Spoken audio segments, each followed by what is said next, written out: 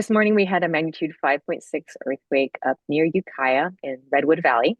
The ShakeAlert earthquake early warning system did activate for this event, and I'm very pleased to say it did a great job with this earthquake. We estimated both the magnitude and the location very well, so I'm very happy with how the system performed. And what could be and this app for when it gives the warning, um, obviously it tells people that kind of role, but what do people need to know? Obviously when they see this alert, they know what to do, but just like what should people be aware of when this alerts, when the alarm's going off? When people receive an alert, whether it's through the MyShake app, whether it's through the Android alerting system, whatever, they need to drop cover and hold on. So as soon as you hear that alert sound, you hear earthquake, drop cover and hold on. Please take action, drop cover and hold on, and to protect yourself from shaking. Great. And we're here in Sacramento. There's been, we didn't in our news, didn't feel it, but obviously when it comes to this, just explain like sort of the areas that will be sent this alarm.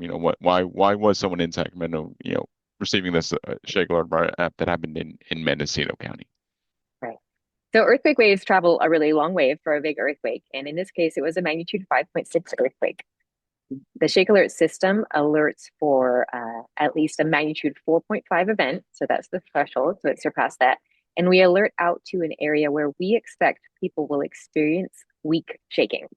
And some people at those that at the outline there, the edges of that alerting boundary, they may not feel the shaking, but some people may. And again, so our goal is to alert to intensity 3 or weak shaking, which would include Sacramento for this event.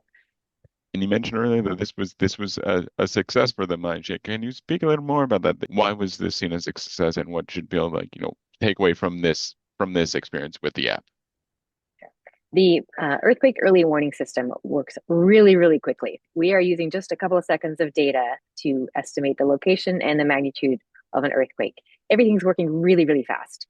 And so when we do a great job of estimating the location of the event and estimating the magnitude, I would definitely call that a success. And that's what happened today. Yeah, can you speak I know with the early warning system, how important or I should phrase it this way, how important is it to sort of be early on in these situations, with using this data? Sure. So the idea with earthquake early warning is that we're going to alert you ideally a few seconds before, up to tens of seconds, depending on when you are, before you feel the stronger S wave shaking from an earthquake. Now, for a smaller earthquake, or if you're further away, you're not going to feel very strong shaking. But for people who are closer to the epicenter, they're going to feel that stronger shaking. So again, when people get the warning, then they can expect to feel shaking either a few seconds later or tens of seconds depending on how far they are from the epicenter. What other steps should they take, and what sort of should be the sort of the next steps after, after when they hear the initial alarm? We encourage people to drop cover and hold on as soon as they get that alert. So just hang out there for a moment until you're sure that the shaking has passed. If it is a larger earthquake, and especially if you're closer to the epicenter, be prepared for aftershocks that can start up right after a bigger earthquake. In this case, we'll expect to see some aftershocks, certainly in that area.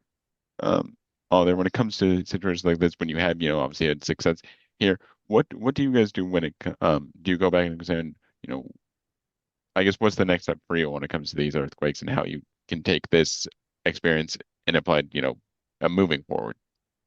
This is a great test of our system, especially because we've recently been doing some updates where we're trying to improve our location estimates for some of those earthquakes near the coast in Northern California. And this showed that it is all working very well.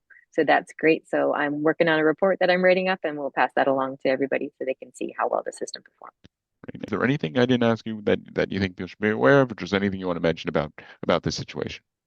This earthquake was a great reminder to people. So if you got the alert but you didn't feel shaking, it's a great reminder that you live in earthquake country. So, for example, in the Bay Area or in Sacramento, if you were right at the edge of that alerting boundary and got that warning, remember you are in earthquake country. So take this as a dry run for the next big earthquake.